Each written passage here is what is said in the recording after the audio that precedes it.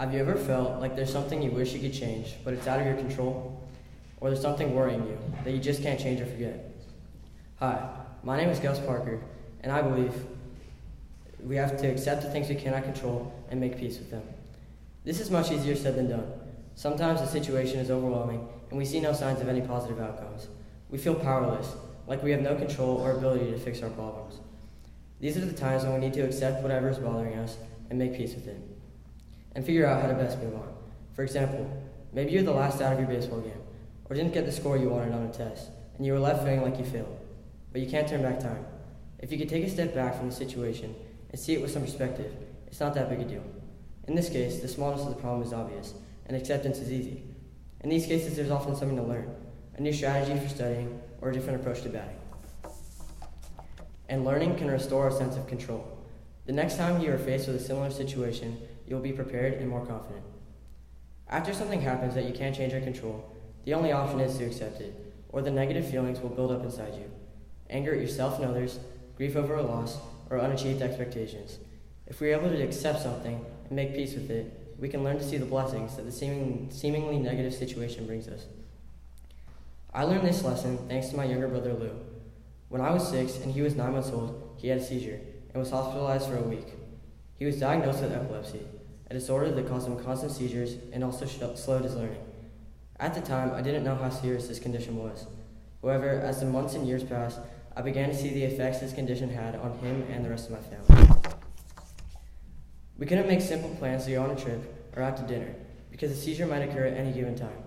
They could come on at the worst moments, and they usually did, because any excitement for Lou was a trigger.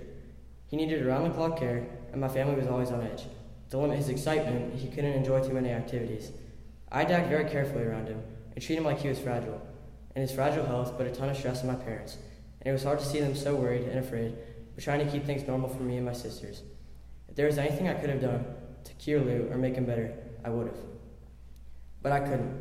His medications weren't helping, so ultimately his health was out of the control of our family. All I could do was wait and hope Lou would get better. Since I couldn't change his condition, I had to accept it, and I did. I stopped wondering what he would be like if he didn't have epilepsy. It became a part of his identity. So eventually that urge for change went away.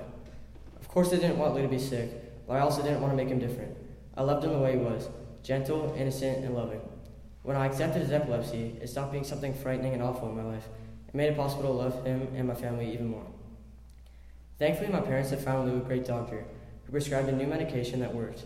His condition has rapidly improved, and he hasn't had a seizure in over a year. Obviously, my whole family is extremely thankful and happy. However, it doesn't feel like thank God that's over. Instead, we are all so excited for the new things Lou can now do. For example, he's grown so much academically over the last year. He's much more talkative and can remember the things he learns much better. Now that he can play, he's so enthusiastic, we have to remind him to treat me more fragilely instead of vice versa. Being his brother has taught me a lot about accepting the way things are, instead of wasting time and energy wishing they were different. This acceptance brought me peace, and allowed me to be the best brother and son I could be when Lou was sick. And I think it makes me even more grateful now that he is thriving. In Paul's letter to the Philippians, he wrote, "I have learned to be content no matter what happens to me. I know what it's like not to have what I need. I also know what it's like to have more than I need. I'm content whether I'm well-fed or hungry. I'm content whether I have more than enough or not enough. I can do all this by the power of Christ. He gives me strength." It takes effort, but all of us have the power to accept the challenges in our lives, to make peace with the reality we face, and figure out how to make the best of difficult situations by being our best selves in them. I encourage you to practice acceptance. It relieves stress. You will worry less about your problems because they are no longer classified as problems. They are just part of life, the way epilepsy is a part of Lou. But even when things are hard, life is good, full of love and joy and opportunities. We can't prevent bad things from happening to us. In fact, most things are out of our control. That's why we must learn to accept our hardships so we can lead a happier, more peaceful life. Thank you.